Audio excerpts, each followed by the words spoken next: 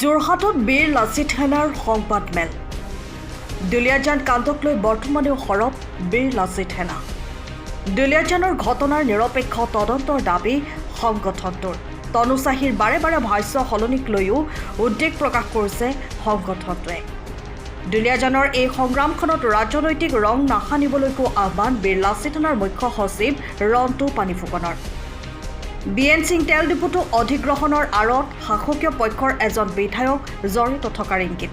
শংকৰজ্যোতি বৰুৱা ৰাজনৈতিক ষড়যন্ত্ৰৰ বলি হৈছে বুলি দাবী কৰিছে সংগঠনটোৱে। শংকৰৰ দৰে আন কোনো খিলঞ্জীয়াৰ লগত যাতে হেণ্ডকাফ লগাই গটিয়াই নিয়াৰ দৰে ঘটনা নঘটে তাৰ স্বাৰ্থত অব্যাহত থাকিব বীৰ লাচিত সেনাৰ এই সংগ্ৰাম। ৰাজনৈতিক ক্ষেত্ৰৰে জড়িত নহয় বীৰ লাচিত সেনা। সংবাদমেলত স্থিতি স্পষ্ট কৰিলে সংগঠনটোৰ শীৰ্ষ নেতৃত্বই।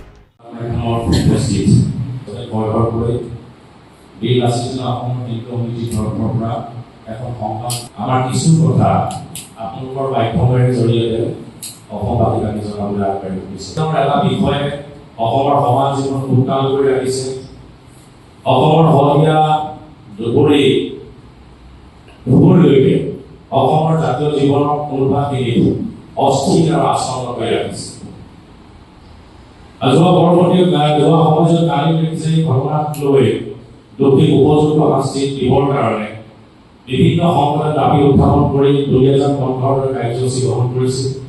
আৰু কালি অসমবাসী ৰাইজৰ সহযোগত বা দুলীয়াজানবাসী খিলঞ্জীয়া ৰাইজৰ স্বতঃস্ফূৰ্ত সহায়েৰে এই কালি বন্ধ খুব সফল কৰিলে আৰু এটা স্পষ্ট বাৰ্তা দিবলৈ চেষ্টা কৰিলে যে অসমীয়াৰ ওপৰত যদি কোনোবাই ৰঙাচল প্ৰদৰ্শন কৰে, কোনোবাই ভাষা কৃষ্টি সংস্কৃতি যদি প্ৰত্যাহ্বান নমাই আনে বা খিলঞ্জীয়া যুৱকৰ ওপৰত যদি কোনোবাই অন্যায় অবিচাৰ এটা সাঁতোৰা যদি দিবলৈ বিচাৰে তেতিয়াহ'লে তাৰ বিৰুদ্ধে এটা জিয়া আছে। এই জিয়াটোৱে বছৰ এটা প্ৰতিভা খাই গৈছে। এতিয়া কথা হৈছে যে দুলীয়াজানৰ যিটো ঘটনা, এই ঘটনাটো কেৱল শংকৰ বৰুৱা গ্ৰেপ্তাৰৰ জেল হাজতলৈ প্ৰেৰণ কৰা কথাটোৱে নাছিল। আমাৰ মূল কথাটো আছিল যে শংকৰ বৰুৱাই কি কৰিছিল, কি দুখ কৰিছিল, তেওঁলোকৰ কি ধৰণৰ ঘটনা হৈছিল, এইটো আইনে তাৰ বিচাৰ কৰিব। কিন্তু আমাৰ মূল কথাটো এইবিলাক আছিল যে শংকৰ বৰুৱা দেখিছে যে যোৱা সময়ছোৱাত প্ৰদূষণ ছাত্ৰ সন্থাৰ সন্মানীয় সম্পাদকৰ দৰে নতুন দায়িত্ব গ্ৰহণ কৰিছিল। অসমৰ জাতীয় জীৱনৰ সমাজ জীৱনৰ কাৰণে নিৰবিচ্ছিন্ন ৰূপত তেখেতে কাম কৰি গৈছিল। অন্ততঃ দুলীয়াজানবাসী অসমত এটা পৰিচিত নাম আছিল শংকৰ বৰুৱা।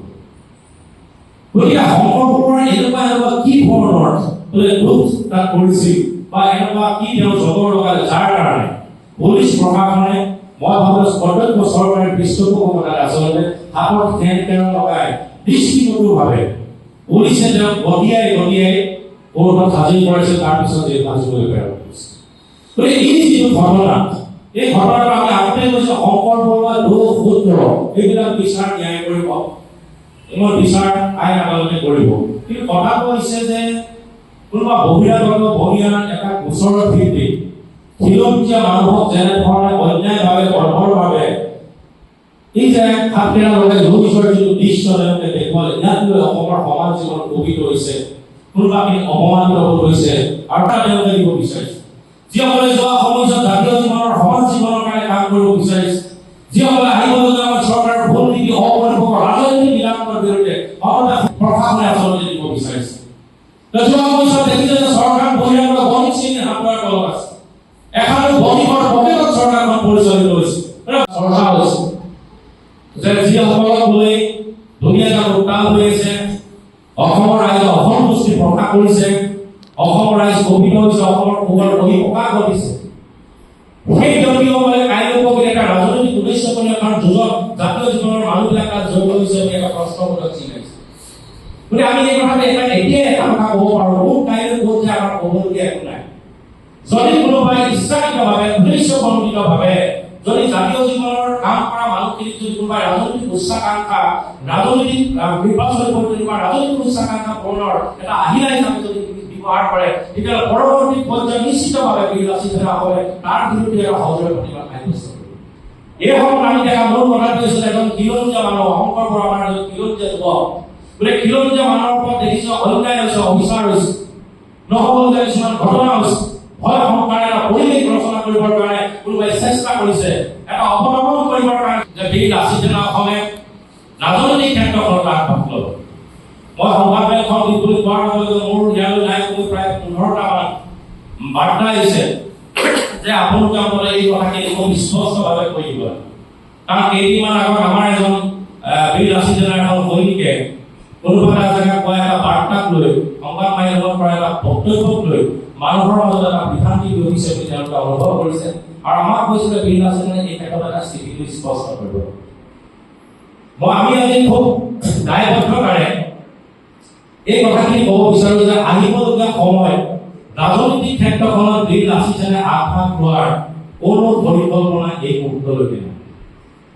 অসমত বীৰ লাচিত সেনাই যিখন সংগ্ৰাম আগবঢ়াই লৈ গৈছে, খিলঞ্জীয়া মানুহৰ সাহস আত্মবিশ্বাস প্ৰত্যয় জন্মাবৰ কাৰণে যিখন সংগ্ৰাম আগবঢ়াই লৈ গৈছে, ইয়াত থকা অসমৰ জনসাধাৰণে প্ৰত্যেকজন ফলগিৰি জনসাধাৰণে বীৰ লাচিত সেনা অসমক সদায় অৰাজনৈতিক চৰিত্ৰ থকাটো বিচাৰে।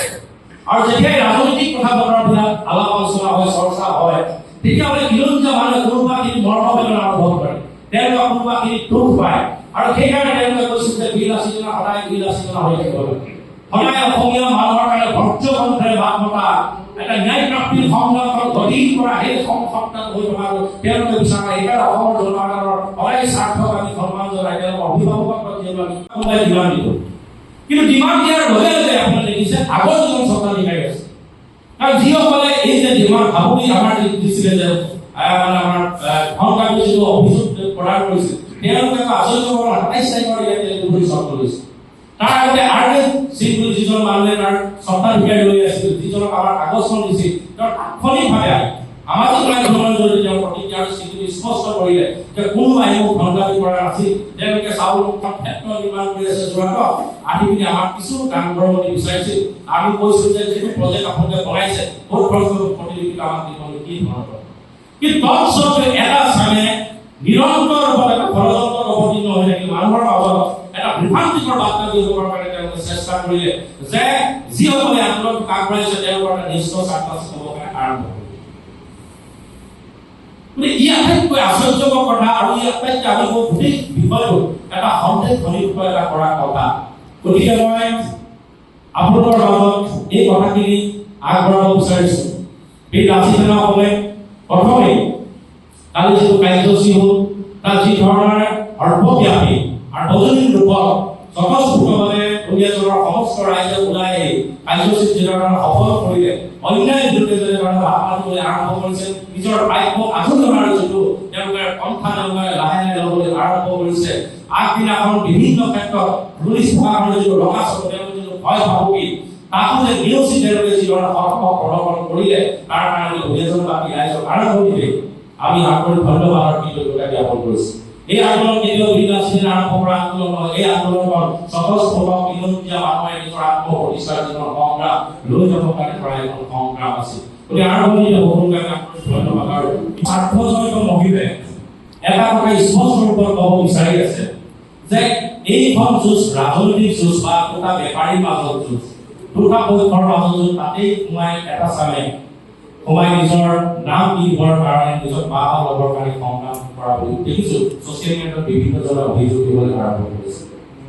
গতিকে আমাৰ মূল কথাটো এইটো হৈছে যে জাতীয় যুৱৰ বীৰ লাচিত সেনাই যেতিয়াৰ পৰা সংগ্ৰাম আৰম্ভ কৰিছে, আমাৰ মূল কথাটো এইটো হৈছে সদায় আমি খিলঞ্জীয়া মানুহৰ ঐক্য থকাৰ আমি সংকল্প লৈছোঁ। আমি সদায় খিলঞ্জীয়া মানুহৰ সাহস আত্মবিশ্বাসৰ প্ৰত্যয় হিচাপে কিহৰ আমি কথা কৈ আহিছোঁ। আমি সদায় অসমীয়া মানুহে মৰুভূমি যাতে জীয়াই থাকে তাৰ এটা বাট তৈয়াৰ কৰাৰ কথা আমি সদায় কৈ আহিছোঁ। আৰু সেইকাৰণে আমি এই যুঁজখন শংকৰপুৰৰ আগত কোন আছে আমাৰ ক'বলগীয়া কোনো কথা নাছিল।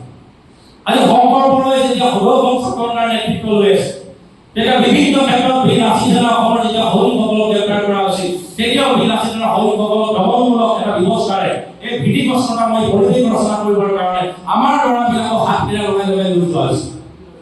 যোৱা বছৰ আমি বীৰ লাচিত সেনাৰ এটা প্ৰতিমা কাৰ্যসূচী ২০০০ মানৰ প্ৰতিমা কাৰ্যসূচী কৰিছিল, কিন্তু এই লগত শংকৰপুৰৰ সকলোখন ছাত্ৰ আছিল, কিন্তু সদৌ ছাত্ৰ থাকে শংকৰপুৰৰ তাৰ বিৰুদ্ধে প্ৰতিবাদ কৰা আছিল। আমি দেখিয়ে গৈছোঁ আজি বীৰ লাচিত সেনাৰ কোনোবা এজন সৈনিকৰ হাত পিৰা লাগিছে, কাইলৈ বেলেগ আহিব, কাইলৈ এই যিসকলে বাট মতা নাই, যিসকলে দূৰৰ পৰা ৰং চাইছে, যিসকলে নিৰাপদ দূৰত অৱস্থান লৈছে, তেওঁলোকৰ ক্ষেত্ৰত যে এইটো এটা দিন আহিব, বালিলৈ বা ভুগিবলৈ যিটো কথা আছিল। গতিকে এই কথাখিনি আমি তেতিয়া কৈছোঁ। আৰু যেতিয়া শংকৰপুৰৰ ক্ষেত্ৰত এনেকুৱা ধৰণৰ অন্যায় হৈছে, অবিচাৰ হৈছে, তাৰ বিৰুদ্ধে এখন বিল আছিলে কোনে কি আছে কাৰণে আমি অসমৰ বিৰোধীয়া ৰাইজৰ প্ৰতি দায়বদ্ধ আমি বিৰোধীয়া ৰাইজৰ অভিভাৱকত্ব পালন চলাইছো আৰু সেইকাৰণে সংগ্ৰহ কৰাৰ পক্ষত আমি এক অৱস্থান লৈছো অৱস্থানৰ পূৰ্বত এইটোৱেই যে তেওঁ কি দুখ কৰিছে কি নাই আইনে বিচাৰ কৰিব কিন্তু যিটো দুখত তেওঁ হাত কেৰে লগাই ঠেলি লৈ যোৱাৰ যিটো দৃষ্টিগোচৰ দৃশ্য আমাৰ সামাজিক মাধ্যমত আপোনালোকৰ সংবাদ মাধ্যমত আমি দৃষ্টিগোচৰ হ'ল আমাৰ ৰাইজে জাতীয় জীৱনৰ কাৰণে কাম কৰা আপুনি ঘৰখনত জাপানী চৌকাত দৰ্জা খিৰিকী গ্ৰিল গেট আদি লগাব বিচাৰে নেকি যিবোৰ দীৰ্ঘদিন অটুট থাকিব তেন্তে পলম নকৰিব আমাৰ বিপণীলৈ আহক যোৰহাটৰ একমাত্ৰ আমাৰ বিপণীত এনে উন্নত সামগ্ৰী উপলব্ধ এই মেচিনটোৱে বেণ্ড কৰা হয় দৰ্জা চৌকাত আৰু উইণ্ডো বনোৱা হয় বাকি আমাৰ গেনব্লাইজত হয় এইবিলাক আমাৰ ঠিকনা শ্ৰীৰাম এলুমিনিয়াম চেণ্টাৰ ডিচিবি তিনিআলি তৰাজান যোৰহাট 785006 যোগাযোগৰ নম্বৰ 8638967754 অথবা 9401552548 পাল্লা বনোৱা আছে তো গেলভেনাইজৰ হয় এইটো প্ৰেছ ষ্টীল বুলি কয় তো গেলভেনাইজৰ উইণ্ডো হয় ইয়াত ষ্টীলৰ এইবিলাক গ্ৰিল দিয়া আছে এক্সট্ৰাকে গ্ৰিল প্ৰয়োজন নাই গ্ৰিল চব লাগি গৈছে আৰু ইফালে মস্কিটো নেটো দিব পাৰে এইটো মস্কিটো নেট এফালে বেক চাইডে মস্কিটো নেটৰ পাল্লা আছে পকাত নি পিনে ঘৰটো আৰম্ভ কৰোঁতে লৈ যাবলগীয়া হয় তেতিয়া পকাত দি দিলে মানে ইয়াত ঢেলাই সোমাই যাব মছলা সোমাই যাব বালি মছলাটো ভৰাই দিলে মানে মজবুত হৈ যাব ইয়াৰ সময়ৰ খবৰ সময়ত পাবলৈ ফলো কৰক টাইম অফ